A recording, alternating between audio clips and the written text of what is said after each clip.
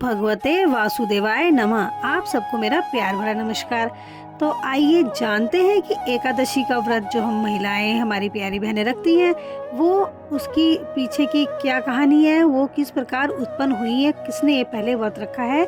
तो आइए जानते हैं। एकादशी एक व्रत, एक तपस्या है जो कई सालों से पहले शुरू हुई है।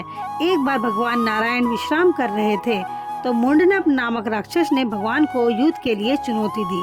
मुंडनप को वरदान था कि किसी भी मनुष्य से वह पराजित नहीं होगा, इसलिए भगवान नारायण ने अपने शरीर के 11 आध्यात्मिक अंगों से एक कन्या उत्पन्न की। इसीलिए एकादशी का जन्म हुआ। श्री हरि विष्णु के शरीर से उनका जन्म हुआ, इसलिए उन्हें विष्णु की बेटी भी कहा जाता है। महाभारत के अनुसार यह व्रत भीमसेन से भी जुड़ा है, जो पांडवों के भाई में से एक थे।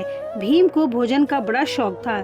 जब श्री व्यास जी ने पांडवों से कहा वर्ष भर की सभी एकादशियों का व्रत रखना चाहिए, तब भीम ने कहा मुझे बहुत भूख लगती है, मैं भोजन के बिना नहीं रह सकता, मैं व्रत कैसे रख पाऊंगा।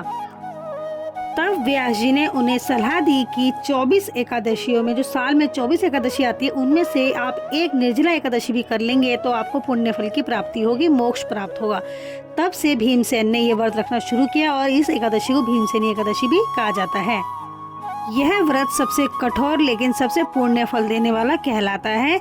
निर्जला एकादशी में बिल्कुल जल ग्रहण किए बगैर इस व्रत को रखना जरूरी होता है। अगर श्रद्धालु व्रत रखते हैं लेकिन व्रत किसी कारणवश नहीं रख पाते, अस्वस्थ होते हैं, तो उसके लिए भी एक नियम होता है कि कैसे किस नियम से जल पीना चाहिए, और यह व्रत करके वो मोक्ष को प्राप्त करते हैं। तो इसलिए भगवान की भक्ति में रहकर इस व्रत को करें, प्रभु भक्ति में रहें, शुद्ध मन से इस व्रत को करेंगे तो मोक्ष की प्राप्ति अवश्य होगी, पुण्य फल की प्राप्ति आपको अवश्य होगी। तो चलिए जानते हैं कि एकादशी कितने प्रकार की होती है, सबसे श्रेष्ठ एकादशी कौन कौन सी है। तो साल में पड़ती है 24 एकादशी, और अगर आप निर्जला एकादशी का व्रत रखते हैं तो इन 24 एकादशियों का फल आपको इसी दिन प्राप्त हो जाएगा। लेकिन 4 एकादशी और हैं जो बहुत ही महत्वपूर्ण मानी जाती हैं, तो मैं आपको बताती हूँ।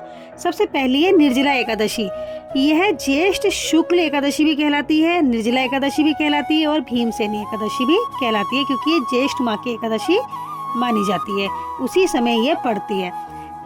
दूसरा होता है मोक्षदा एकादशी, जो मोक्ष की प्राप्ति के लिए विशेष मानी जाती है।